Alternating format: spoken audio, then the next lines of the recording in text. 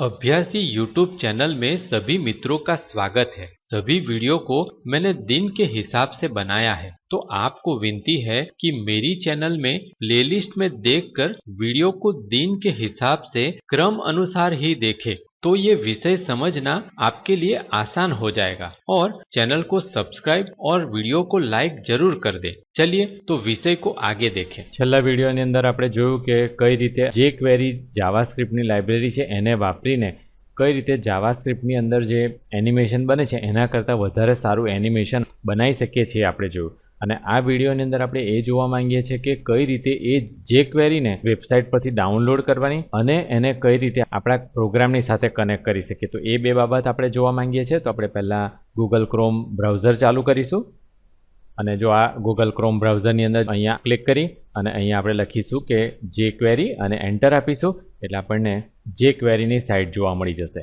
jQuery.com નામની website છે। jQuery જે લોકોએ બનાવ્યું છે એ લોકોની પોતાની વેબસાઇટ છે અને એ જેવું તમે ચાલુ કરશો એટલે તમને આ રીતની આખી વેબસાઇટ જોવા મળશે। હવે એની અંદર જો તમને ડાયરેક્ટ જ ખબર હોય તો તમે ડાયરેક્ટલી જ આ ડાઉનલોડ બટનની ઉપર ક્લિક આપી શકો, અથવા તમારે નીચે બધી બાબતો વાંચવી હોય તો તમે વાંચી પણ શકો। તો આપણે ડાયરેક્ટલી આ ડાઉનલોડ બટનની ઉપર ક્લિક આપીશું એટલે તમને જોવા મળશે કે અહીંયા ડાઉનલોડ પેજની અંદર આપણે આવી જઈએ છીએ। અહીંયા પણ એક લિંક આપવામાં આવી છે, એની પર પણ આપણે ક્લિક કરીશું તો આપણને અહીંયા ડાઉનલોડ પેજની ઉપર લાવવામાં આવશે। હવે અહીંયા ડાઉનલોડની અંદર જોઈએ તો આપણને અહીંયા નીચે ઘણી બધી બાબતો આપવામાં આવેલી છે કે જેની અંદર આપણને કોમ્પ્રેસ વર્ઝન અને અનકોમ્પ્રેસ વર્ઝન એવા બે બાબત આપવામાં આવેલી છે। એટલે કોમ્પ્રેસ વર્ઝનને ક્લિક કરીને તમે ડાઉનલોડ કરશો તો એ jQuery મીન વાળી ફાઇલ ડાઉનલોડ થશે અને આની અંદર ફૂલ વાળી ફાઇલ ઓપન થશે। હવે આ બંનેમાં કોઈ ફરક નથી જનરલી, એટલે વાપરવા વાઇઝ કોઈ ફરક નથી। જો તમે આ બંનેમાંથી કોઈ પણ લઈને બનાવશો તો પ્રોગ્રામ આખો એક જ સરખો બનશે, પણ ફરક એની અંદર એ પડે છે કે આ જે અનકોમ્પ્રેસ ફાઇલ છે એની અંદર તમે બધી બાબતો આસાનીથી જોઈ શકો છો અને બધા જે ફંક્શન વગેરે છે એ કઈ રીતે વાપરવા, શું કરવું એની નોંધ એ લોકોએ લખેલી છે, એટલે કે કોમેન્ટ્સ લખેલી છે। એ કોમેન્ટ્સ પણ તમે સારી રીતે વાપરી શકો છો અને વાંચી શકો છો। જ્યારે આની અંદર કોમેન્ટ્સ વગેરે બધું કાઢી નાખી અને ત્યાર પછી કોમ્પ્રેસ ફાઇલ બનાવી દેવામાં આવે છે। એટલા માટે એવું કરવામાં આવે છે કારણ કે વેબસાઇટની ઉપરથી જ્યારે આપણે ડાઉનલોડ કરતા હોય ત્યારે એ ફાસ્ટ ડાઉનલોડ થાય એટલા માટે એવું કરવામાં આવે છે। જો કે બંને ફાઇલ બહુ જ નાની છે અને એટલા માટે બેમાંથી કોઈ પણ ફાઇલ તમે વાપરશો તો ચાલશે, પણ જનરલી આપણે કોમ્પ્રેસ ફાઇલ વાપરતા હોઈએ છીએ। તો આપણે કોમ્પ્રેસ ફાઇલની ઉપર અહીંયા જેવું આપણે ક્લિક આપીશું તમને જોવા મળશે કે તરત જ 1 સેકન્ડની અંદર ડાઉનલોડ થઈ જશે, કારણ કે એ બહુ જ નાની ફાઇલ હોય છે। અને જેવું ડાઉનલોડ થઈ જાય એટલે પછી આપણે આ બટન ક્લિક આપી અને શો ફોલ્ડરમાં જઈ અને એને આપણે જોઈ શકીએ છીએ। તો અહીંયાથી તમને જોવા મળે છે કે અત્યારે jQuery 3.1.0.min.js ફાઇલ ડાઉનલોડ થયેલી છે। તો આ જે મીન છે એ કોમ્પ્રેસ માટે છે અને જ્યારે તમે જો અનકોમ્પ્રેસ ફાઇલ ડાઉનલોડ કરશો તો એ આ મીન વગરની એટલે કે jQuery 3.1.0 નંબરની ફાઇલ તમે ડાઉનલોડ કરી શકશો। હવે આ જે 3 છે એનું વર્ઝન બતાવે છે। વર્ઝન એટલા માટે છે કે જેમ જેમ એ લોકો કંઈક એમાં સુધારા વધારા કરે છે અથવા નવી બાબતો આપે છે એમ એ લોકો વર્ઝન આપતા જાય છે। તો જ્યારે મેં આ વિડીયો રેકોર્ડ કર્યો છે ત્યારે એનું jQueryનું 3 વર્ઝન આપણને જોવા મળે છે। જો કે તમે જ્યારે ડાઉનલોડ કરો ત્યારે કદાચ નવું વર્ઝન આવી ગયું હોય, 4 વર્ઝન પણ આવી ગયું હોય તો તમે એ પણ વાપરી શકો છો, પણ બેઝિક ફંક્શનાલિટી બધાની અંદર સરખી જ રહે છે। વસ્તુ આપણે એક વખત ડાઉનલોડ કરી લઈએ પછીથી તમને બતાવું છું કે કઈ રીતે આપણે આ ફાઇલને ઓપન કરીને જોઈ શકીએ અને કઈ રીતે વાપરવી। પણ આપણે પહેલાં એ જોઈ લઈએ કે જો આપણે આ રીતે ડાઉનલોડ કરી અને આપણા કોમ્પ્યુટરની અંદર મૂકીને ડાયરેક્ટલી ના વાપરવી હોય અને જેમ આપણે થિયરીમાં ચર્ચા કરી ગયા કે આપણે CDNથી વાપરવી હોય તો કઈ રીતે વાપરી શકીએ। તો આપણે થોડુંક નીચે હજુ જઈએ તો તમે જો બ્રાઉઝરની અંદર નીચે જશો તો અહીંયા અલગ અલગ CDN બતાવવામાં આવેલા છે અને એ આપણે વાપરવું હોય તો અહીંયાથી આપણે એટલે આ જે મેક્સ CDN છે એની ઉપર તમે ક્લિક આપશો તો તમને આ રીતની સ્ક્રીન જોવા મળશે અને મેક્સ CDNની અંદર તમે જોશો તો અહીંયા નીચે પણ તમને જોવા મળશે કે એ અનકોમ્પ્રેસ ફાઇલ, મિનિફાઈડ ફાઇલ વગેરે જોવા મળે છે। તો ડાયરેક્ટલી તમે આજે ધારો કે તમારે મિનિફાઈડ વાળી ફાઇલ વાપરી હોય તો તમે એની પર જેવું ક્લિક આપશો તો તમને એક કોડ ઇન્ટિગ્રેશન જોવા મળશે કે જેની અંદર સ્ક્રિપ્ટ અને /સ્ક્રિપ્ટ કરેલો અહીંયા એક કોડ આપણને જોવા મળે છે। તો હવે આ કોડ આપણે અહીંયાથી કોપી કરી લેવાનો છે ને એટલા માટે આપણે આ જે કોપી બટન છે એ કોપી બટનની ઉપર ક્લિક આપીશું। આ જે કોડ છે એ તમારા ક્લિપબોર્ડમાં કોપી થઈ જશે અને ત્યાર પછી તમારું જે વેબ પેજ છે એ વેબ પેજની અંદર તમારે ડાયરેક્ટલી કોપી કરી દેવાનું રહે છે। તો જો તમે અહીંયા જોશો તો તમને જોવા મળશે કે અહીંયા સ્ક્રિપ્ટની અંદર લખ્યું છે કે સોર્સ https code.jquery.com અને પછી એનો ફાઇલનું નામ આપવામાં આવ્યું છે। એટલે jQueryના પોતાના જે સર્વર છે એની ઉપર મૂકેલી ફાઇલ છે એ તમે ડાયરેક્ટલી આ લિંકથી વાપરી શકો.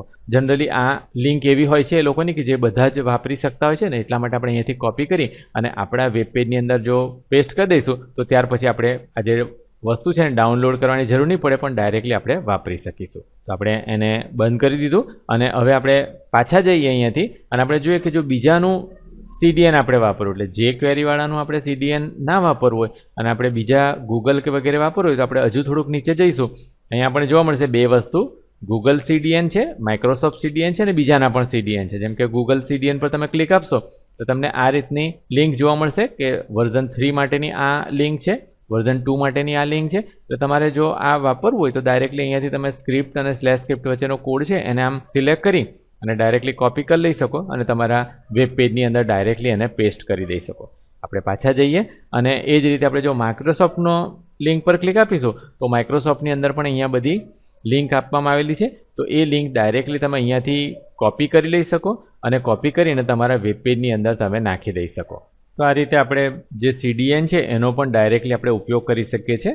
અને આપણે ડાઉનલોડ ના કરવું હોય તો એ ફાઇલને આપણે ડાઉનલોડ કરીને આપણા પોતાના સર્વરની ઉપર ના મૂકીએ તો પણ ચાલે અને એ લોકોની જે આ ડાયરેક્ટલી CDN છે એ પણ આપણે વાપરી શકીએ. પણ એની અંદર એક જ પ્રોબ્લેમ થઈ શકે કે કોઈક વખત જો આપણે જે CD વગેરે બનાવતા હોય અને એ CD વગેરેની અંદર જો આપણે ડાયરેક્ટલી CDN વાપરેલું હોય તો એની અંદર એવું થઈ શકે કે જો ઇન્ટરનેટ કનેક્શન ચાલુ ના હોય તો પછી CDની અંદર પ્રોબ્લેમ થાય. એટલે જો તમે CD વગેરેની અંદર જાવાસ્ક્રિપ્ટ વાપરવા માંગતા હોય તો ત્યારે તમારે જે CD છે એની સાથે ડાઉનલોડ કરેલી ફાઇલ આપવાની જરૂર પડશે જ. અને જો તમારી વેબસાઇટની ઉપર તમે વાપરવા માંગતા હોય તો તમે CDN વાપરો તો પણ ચાલશે અને જો તમે ફાઇલને ડાઉનલોડ કરીને એની સાથે મૂકશો તો પણ ચાલશે. તો હવે આપણે પાછા ઉપર જતા રહીએ. તો હવે અહીંયા બીજા આ UI વગેરેના પેજ છે કે જેને આપણે પાછળથી જોઈશું કે કઈ રીતે આપણે એમાંથી ડાઉનલોડ કરવું અને કઈ રીતે આપણે એને મૂકવું. પણ પહેલું જે jQueryની ફાઇલ છે એ ડાઉનલોડ કરવાનું તમને ખ્યાલ આવી ગયો હશે. તો હવે આપણે એને જોઈએ. જે જગ્યાએ jQueryની ફાઇલ તમે ડાઉનલોડ કરી હોય તો એ તમે ઓપન કરશો તો તમને આ રીતના દેખાશે કે જેની અંદર આ બે ફાઇલ ડાઉનલોડ કરી. જો કે આ UI વગેરે વિશે આપણે એના પછીના વિડીયોની અંદર જોઈએ છે કે એ ડાઉનલોડ કરેલી હોય તો કઈ રીતે આપણે દેખાય છે. પણ અત્યારે આપણે જોઈશું તો અહીંયા આપણને એ જોવા મળે છે કે આ jQuery જે ફૂલ વર્ઝન હતું તે અહીંયા ડાઉનલોડ થઈ ગયેલું જોવા મળે છે અને એ જ રીતે jQueryનું જે મિન વર્ઝન હતું એ જોવા મળે છે. તો હવે જો તમે આ ફૂલ વર્ઝનને ઓપન કરવા માંગતા હોય તો એની ઉપર માઉસનું જમણી બાજુનું બટન ક્લિક કરી અને એડિટ વિથ નોટપેડ કરીશું તો તમને જોવા મળશે કે આખું અહીંયા કોમેન્ટ સાથેનું આખું વર્ઝન જોવા મળે છે કે જેની અંદર ફંક્શન વગેરે બધા આ રીતે લખેલા જોવા મળે છે. જે જાવાસ્ક્રિપ્ટ છે એ જાવાસ્ક્રિપ્ટ વાપરીને એ લોકોએ ઘણો લાંબો પ્રોગ્રામ લખેલો છે, લગભગ 10,000 લાઇનનો પ્રોગ્રામ એ લોકોએ લખેલો છે અને એ પ્રોગ્રામની અંદર તમે જોશો તો બધી વસ્તુ અલગ અલગ ફંક્શન લખવામાં આવેલા છે અને બધી માહિતી જે છે એ કોમેન્ટ કરીને પણ તમને બતાવવામાં આવી છે કે આ બધી બાબતો શું છે. તો આ તમે વાંચી શકો છો અને તમે એનામાં કંઈક સુધારો વધારો કરવો અથવા તો એની સાથે કોઈ બીજી ફંક્શનાલિટી જોડવી હોય તમારે તો એ પણ તમે જોડી શકો છો. પણ આ વર્ઝન થોડુંક મોટું હોય છે અને એટલા માટે આપણે આને ક્લોઝ કરીએ અને જો આપણે બીજું વર્ઝન જોઈએ તો આ મિન વર્ઝન છે તમે અહીંયા જોશો તમને ખબર પડશે કે એ આ જે ફૂલ વર્ઝન છે એ 257 KBનું છે. જો કે આ વર્ઝન છે ફક્ત 84 KBનું છે અને એટલા માટે જ્યારે વેબસાઇટ પરથી ડાઉનલોડ કરવાનું હોય ત્યારે આપણને આ વધારે સારું પડે એટલા માટે આપણે આ મિન વર્ઝન વાપરીએ છીએ. પણ જો તમે મિન વર્ઝનને ઓપન કરશો નોટપેડમાં તો તમને જોવા મળશે કે એની અંદર કોમેન્ટ વગેરે બધું જ કાઢી નાખવામાં આવેલું છે અને આખો પ્રોગ્રામ એક જ લાઇનની અંદર આ રીતે લખી દેવામાં આવે છે. અને એને કારણે શું થાય છે તો કે આપણને વાંચવાની તકલીફ પડે છે પણ જે કોમ્પ્યુટર છે એટલે કે મશીન છે મશીનને કોઈ તકલીફ થતી નથી. અને એટલા માટે આ મિન વર્ઝન છે એ ફક્ત જ્યારે ફાઇનલ વર્ઝન હોય ત્યારે આપણે વાપરીએ છીએ અને એટલા માટે તમે જ્યારે પ્રોગ્રામ બનાવતા હોય ત્યારે તમે jQueryનું આ વર્ઝન વાપરી શકો કે જેથી તમને એમાં કંઈક બાબતોને જોવી હોય કે સમજવી હોય તો તમે એની ફાઇલ ઓપન કરીને જોઈ શકો. જ્યારે કે ફાઇનલ વર્ઝન તમારું એક વખત બની જાય ત્યાર પછી તમે આ જે મિન વર્ઝન છે એ વાપરશો તો ચાલશે. તો આ બાબતો હતી jQuery ડાઉનલોડ કરવા માટેની. તો હવે આના પછીના વીડિયોમાં આપણે જોઈએ કે એને કઈ રીતે આપણે વાપરી શકીએ. ये वीडियो देखने के लिए आभार। अगर आप कंप्यूटर के एकदम नए और एडवांस टॉपिक पर वीडियो देखना चाहते हैं तो ये वीडियो को लाइक करके चैनल को सब्सक्राइब कर लें। चैनल आगे बढ़ेगी तभी हम नए मुफ्त वीडियो अपलोड कर सकेंगे। आशा है कि आप लाइक, शेयर और सब्सक्राइब जरूर करेंगे। अगर आप ये वीडियो में इस्तेमाल होने वाली पीडीएफ फाइल व्हाट्सएप पर खरीदना चाहते हैं तो ये लिंक को देखें। वीडियो डिस्क्रिप्शन में भी ये लिंक दी है।